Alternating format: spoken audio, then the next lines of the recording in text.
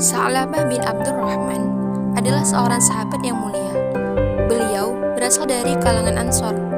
Setelah menjadi seorang muslim, beliau selalu setia melayani Rasulullah. Setiap kali Rasulullah memberikan tugas untuknya, ia akan sangat senang dan selalu melaksanakannya dengan gesit dan cekatan.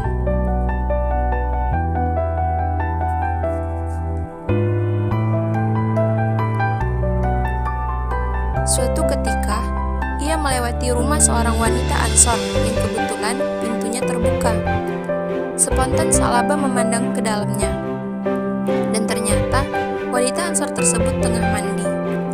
Sesaat ia terpesona melihat pemandangan tersebut, dan ketika sadar, ketakutan yang amat sangat menyelimutinya, takut dan malu jika Nabi SAW mengetahui perbuatannya, apalagi bila turun wahyu yang menjelaskan perbuatan maksiatnya. Karena itu, ia lari dari kota Madinah dan bersembunyi di pegunungan antara Madinah dan Mekah. Nabi SAW yang merasa kehilangan sahabat dan pelayannya tersebut, beliau terus mencari-carinya dan menanyakan kepada para sahabat lainnya, tetapi tidak ada yang mengetahuinya. Setelah 40 hari berlalu tidak ditemukan, malaikat Jibril datang kepada beliau dan memberitahukan kalau Sa'labah berada di pegunungan antara Madinah dan Mekah. Maka Nabi SAW menyuruh Umar bin Khattab dan Salman Al-Farisi untuk mencari dan membawa Sa'labah pulang ke Madinah. Dua orang sahabat tersebut pergi ke tempat yang ditunjukkan Rasulullah SAW, tetapi ternyata tidak mudah untuk menemukan Sa'labah. Pada suatu malam, mereka bertemu seorang pengembala bernama Zufafah dan menanyakan keberadaan sahabat yang menghilang tersebut. Zufafah berkata, "Mungkin yang kalian maksudkan adalah pemuda yang ingin lari dari neraka jahanam." "Bagaimana engkau tahu ia ingin lari dari jahanam?" tanya Umar. "Jika tengah malam menjelang, ia keluar dari kumpulan kami menuju ke atas bukit. Sambil meletakkan tangannya di kepala, ia menangis dan berkata, 'Duhai, seandainya engkau mencabut ruhku di antara berbagai ruh, jasadku di antara berbagai jasad, janganlah engkau menelanjangi aku di hari pengadilan kiamat kelak.' Itulah orang yang kami cari," kata Umar dan Ammar serentak. Zufafah mengantar kedua sahabat tersebut ke tempat di mana Sa'labah berada. Ketika telah bertemu dan Umar menyampaikan salam Nabi SAW serta tugas yang diberikan kepada mereka, Sa'labah berkata, "Apakah Rasulullah SAW mengetahui dosaku?" "Aku tidak tahu," kata Umar. "Tetapi beliau menyebut namamu dengan lirih dan sembunyi-sembunyi, kemudian mengutusku dan Salman untuk menjemputmu." "Wahai Umar," kata Sa'labah, "janganlah engkau pertemukan aku dengan Rasulullah SAW kecuali saat beliau sedang sholat atau Bilal sedang mengucapkan qad iqamatis sholat." "Baiklah," kata Umar. Mereka bertiga kembali ke Madinah. Setibanya di sana, mereka langsung masuk masjid. Saat itu Nabi SAW sedang sholat. Begitu mendengar bacaan Nabi SAW dalam sholat tersebut, Sa'labah langsung pingsan. Berhari-hari lamanya, Sa'labah menahan kerinduan untuk mendengar dan menatap wajah yang penuh mulia tersebut. Tetapi ia juga dilanda ketakutan dan kekhawatiran akan kemarahan Nabi SAW karena perbuatan dosanya.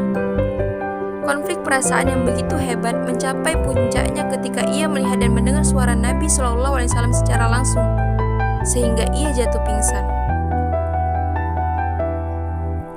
Setelah mengucap salam, menutup sholatnya, Nabi SAW melihat keberadaan Umar dan Salman, dan keduanya membawa beliau kepada Sa'labah yang sedang pingsan. Nabi SAW meletakkan kepalanya di pangkuan beliau dan berusaha menyadarkannya. Begitu ia sadar, beliau bersabda, "Apa yang membuatmu lari dariku, wahai Sa'labah?" "Dosaku, ya Rasulullah," kata Sa'labah. "Maukah engkau kuajarkan suatu ayat yang bisa menghapuskan dosa dan kesalahan?" kata Nabi SAW. Sa'labah mengiyakan dan beliau bersabda, "Ucapkanlah, Allahumma Rabbana atina fid dunya hasanah wa fil akhirati hasanah wa qina adzabannar." "Ya Rasulullah, dosaku lebih besar daripada itu."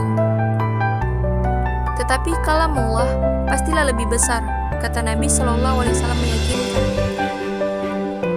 Sa'labah tidak menjawab lagi, walau mungkin ia belum yakin benar.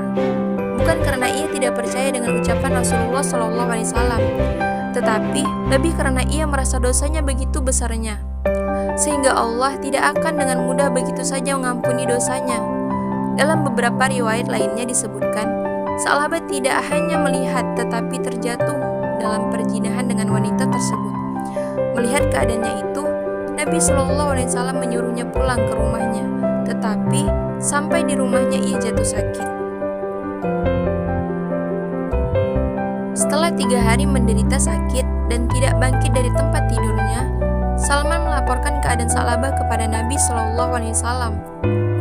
Beliau mengajaknya mengunjungi rumahnya, dan setibanya di sana, beliau meletakkan kepala Sa'labah di pangkuan beliau, tetapi Sa'labah menarik kepalanya. Nabi Shallallahu Alaihi Wasallam berkata, "Mengapa engkau menarik kepalamu dari pangkuanku, ya Sa'labah?"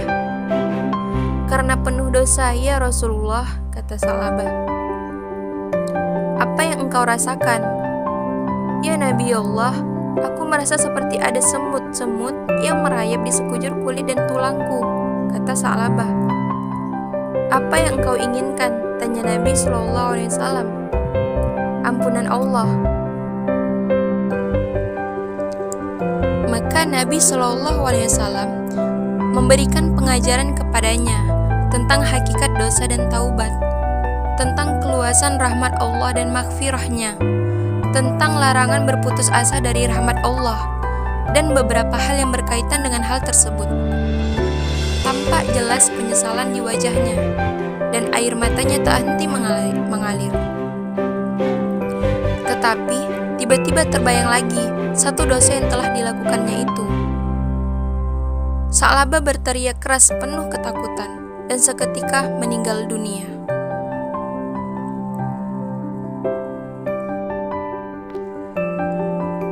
Nabi Shallallahu Alaihi Wasallam mengajak beberapa sahabat mengurus jenazahnya. Bahkan beliau sendiri yang memandikan dan mengkafaninya. Usai disolatkan, beliau ikut memikul jenazahnya ke kuburnya. Tetapi beliau berjalan sambil berjingkat. Beberapa sahabat bertanya, "Wahai Rasulullah, kami melihat engkau berjalan berjingkat. Ada apakah kiranya?" Nabi Shallallahu Alaihi Wasallam bersabda, "Aku hampir tidak dapat meletakkan kakiku di tanah karena banyaknya malaikat yang ikut takziah dan mengiring jenazahnya."